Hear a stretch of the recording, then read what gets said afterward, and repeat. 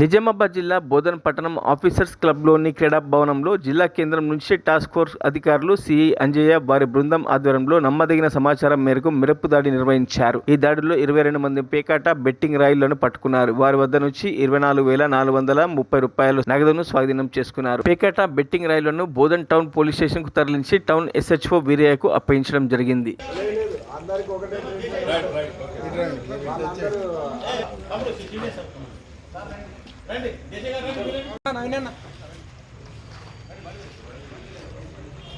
चलो एक आनंद एक चलो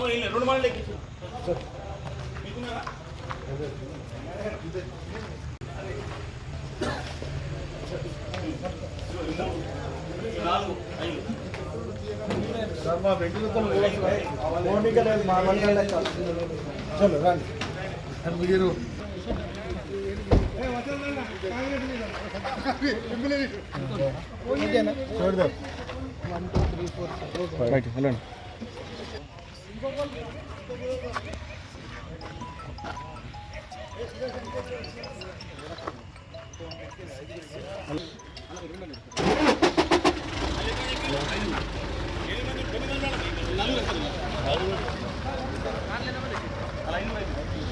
మరిన్ని అప్డేట్స్ కోసం మా ఛానల్ని సబ్స్క్రైబ్ చేయండి.